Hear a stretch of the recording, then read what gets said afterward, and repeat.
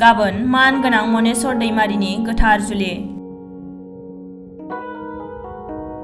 20 बोसोरनि बांसिन गोबाव सम बर' हारिनि थाखाय दुलाराय बर' फरायसा आफादाव थानानै खामानि मावबोनाय, हारिनि थाखाय मोनफ्रोमबो सोमावसारनाय हाबाफारिफोराव बाहागो लाबोनानै हारिनि थाखाय बेसेन गोसा बिहोमा होबोनाय बिथां मनेस्वर दैमारि आरो सम्फा बर'नि गोथार जुलिया गाबोन 24 जानुवारि समबार फुंबिलियाव बर'नि गुदि बाथौ धोरोमनि नेमखान्थि बायदियै क'क्राझार सहरनि साखाथि खार गामियाव थानाय गावनि गोदान थाग्रा खुलियाव जागोन।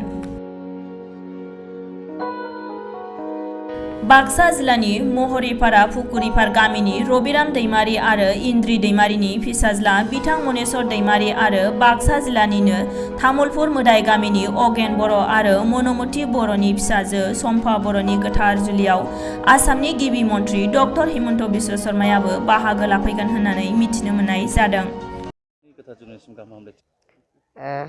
गिबियावनो बड'लेण्ड बुब्लि आरो बड'लेण्ड रादाब नोंथांमोननिसिम आंनि गोसो गोरबोनिफ्राय गाहाम हामलायनायखौ जासिहरग्रोदों आरो नोंथांमोननि थ्रुयैनो रायजो राजानिसिमबो आंनि खुलुमनाय सिबिनायखौ जासिहरदों।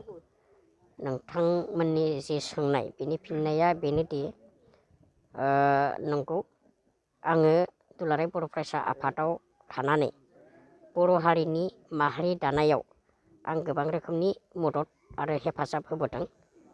नोंथांमोना निस्सय नुदों आंनि जि सोलेर देहा एबा सोलेर बेखौ नुयोब्ला आंखौ मावनो बेबायदि हानाय बायदि मोननो थाङा, नाथायब्ला आङो आंनि फिसा मेलेमजों जिखिनिखौ रोंदों जिखिनिखौ हादों बेखिनिखौ आं मावबोबाय थादों आरो बेवहाय नोंथांमोननो आं बेखौनो फोरमायनांगोन जे जि समाव दुलाराय बर' फरायसा आफादनि मानगोनां आफादगिरि इउ.जि. ब्रह्म बिथाङा बिबान मोनजेनदोंमोन, बे समनिफ्रायनो आङो बिथांजों थाफानानै, बिथाङा 4 बोसोर प्रेसिडेन्ट जादोंमोन, बिथांजों थाफानानै आङो 4 बोसोरै खामानि मावफानो मोनफादों। बिनि उनाव मानगोनां रबिराम नार्जारि बिथाङा दुलाराय बर' फरायसा आफादनि 4 बोसोर बिबान मोनदों आरो बेवहायबो आं बिथांजों थाफानानै 4 बोसोर खामानि मावनो मोनदों। बिनि उनावहाय जोंनि रोंगोरा नार्जारि बिथांजोंबो आङो 4 बोसोर थाफानानै खामानि मावनो मोनदों। बिनि उनावहाय दुलाराय बर' फरायसा आफादनि मानगोनां आफादगिरि महरै प्रमद बर'आ मोनजेननायनिफ्राय बिथाङा 10 बोसोर सामलायदों आरो बे 10 बोसोर सामलायनायाव आं मालाबा हारिमु नेहाथारि, मालाबा बोसोनगिरि बेबायदि महरै आं बिथांजों थाफानानै खामानि मावनो मोनदोंमोन। दा बेबायदियैनो आं दुलाराय बर' फरायसा आफादजों थाफानानै बर' हारिखौ गायसननायाव, बर' हारिखौ सिनायथि होनायाव जिफोर हाबाफारि, बे हाबाफारियाव मदद होबोबाय थानो मोनदोंमोन। बेनोदि नोंथांमोननो आं फोरमायनांगोन आंनि हाबाया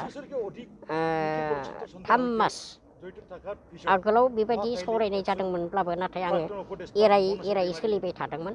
आङो हाबा जानायनि बेबायदि थामथिम बिदि खालामाखैमोन, नाथायब्ला थांनाय 30 जुलाइ 2021 बेवहाय आङो जोंनि दानि आसामनि chief minister doctor Himanta Biswa Sarma sir बिथांजों लोगो मोनलायनाय जादों आरो बेवहायनो बायदि सावरायनायाव बिथाङा आंनि हाबानि सोमोन्दै सावरायनाय जादों। बेयाव खालामाखैमोन, अब्लाबो नायनोसै सार होननानै आं बुंनाय जादोंमोन। बिथाङा बुंदों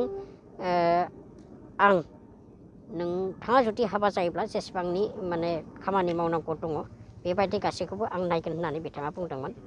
बिनि उनाव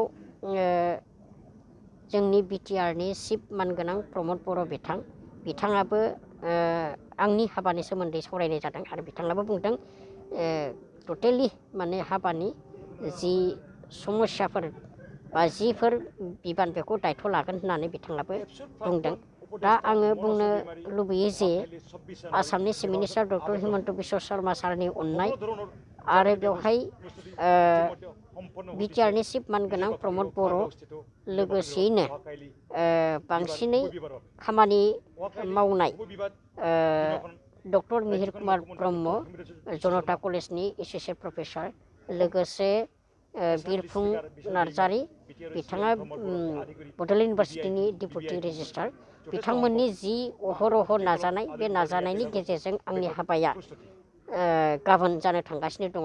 दिनै फुंनि 9 रिंगायाव बे आंनि न'निफ्राय गासै 100 सासो सुबुङा थांनानै हिन्जाव गोदान बा सम्फा बर'खौ लायनो थाखाय दंहैयो। बिथांमोना बायदि बायदि हाबाफारि बायदि बायदि सावरायलायनाय जागासिनो दङ। बिनि उनाव बिथांमोना दा मोनाबिलिनि 8 रिंगायाव बेसिम सफैगोन, बे खारगामिसिम सफैगोन बा आंनि न'सिम सफैगोन। बिनि उनाव बिदिनो थागोन। गाबोन फुंनि 9 रिंगाया आंनि हाबाया जागोन आरो बे गासैबो हाबाखौ आङो बर'नि जि गुदि धोरोम बाथौ, बे बाथौनि जि नेम निथि, बे नेम निथिजों आं खालामनो थाखाय प्रस्तुति खालामगासिनो दङ। नोंथांमोना निसय नुदों आङो बर' हारिनि जि थानसालि, बाथौ थानसालि, बे बाथौ थानसालिखौ आङो मोजां रोखोमैनो साजायबाय आरो बियो गाबोन फुंनि 9 रिंगानिफ्राय 10 रिंगासिम जागोन। बिनि उनाव 12निफ्राय 6 रिंगासिम मोनाबिलि 6 रिंगासिम रिसेपसन बा आलासि बरायनाय हाबाफारिखौ लादों। आं बेखायनो बयबो रायजो राजा नोंथांमोनखौ गुरै खावलायदों, जिहेतु कभिड-19, बे कभिड-19नि प्रट'कलखौ मानिनानै सानावनो जाहाथे थाबैनो फैनानै आंखौ आशिर्बाद होफैयो, बोर सारस्रिफैयो आरो साहा पानि जि ओंखाम जि मुथासे मोनजायो बेखौनो जानानै जाहाथे थांलायलायो, बेखौ आङो गुरैयै खावलायबाय। सैथोखौनो खोनादों। मानो होनब्ला जिहेतु बे हाबाखौ चिफ मिनिस्टार सारमोनानो जिहेतु खालामनाय बायदि जाबाय, बेखायनो चिफ मिनिस्टारा आंखौ आशिर्बाद होनो थाखाय बा बोर सारस्रिनो थाखाय गाबोन 11 रिंगायाव 11:30 रिंगायाव बेसिम सफैगोन आरो आंखौ आशिर्बाद होनानै बिथाङा दावबायलांफिनगोन। मानो होनबा बिथाङा गुबुन हाबाफारि दं होननानै मिथिना मोन्दों। बिथांजों लोगोसे जोंनि आसामनि स्पिकार बिस्वजित दैमारि सारा दहायसो फनबो हरदों। बिथाङाबो चिफ मिनिस्टार सारजों फैफागोन होननानै आंखौ बुंदों। लोगोसे बिदिनो गुबुन गुबुन मिनिस्टारफोर बा MLA फोर आरो जोंनि बिटिआरनि जि चिफजों लोगोसे EM आरो MCLA फोरबो फैगोन। बेखायनो आङो गासैबो रायजो राजाखौबो आंनि हाबायाव दान्दिसे नुजाफैनानै आंखौ बोर सारस्रियो, बेनि थाखायबो। नोंथांनि सोंनायनि फिननाया बेनो, फैगोनाथ' आं लिंहैदों। आङो बिथांखौ आं गावनो थांनानै हाबानि आंनि कार्डखौ हैदों। बिथांजों सावरायलायनाय जादों दान्दिसे आरो सावरायनायनि गेजेराव आं बिथांखौ बुंदोंमोन जे नोंथाङा अननानै आंखौ बोर सारस्रिनो थाखाय जेरैखि जाया फैनांगौ होननानै आं बुंदों आरो बिथाङा थांगोन होननानै बुंदों। जियानो जाया मानो आं नोंथांमोननि जि चेनेलनि जुगेदि आं फिन खेबसेबाव हाग्रामा सार बिथांखौ गुरै खावलायदों आंखौ जाहाथे गोजोर रायजो जानायाव बोर सारस्रिफैयो आरो आंनि हाबायाव फैनानै बोर सारस्रिफैयो, बेखौनो आं गुरै खावलायबाय। Thank you.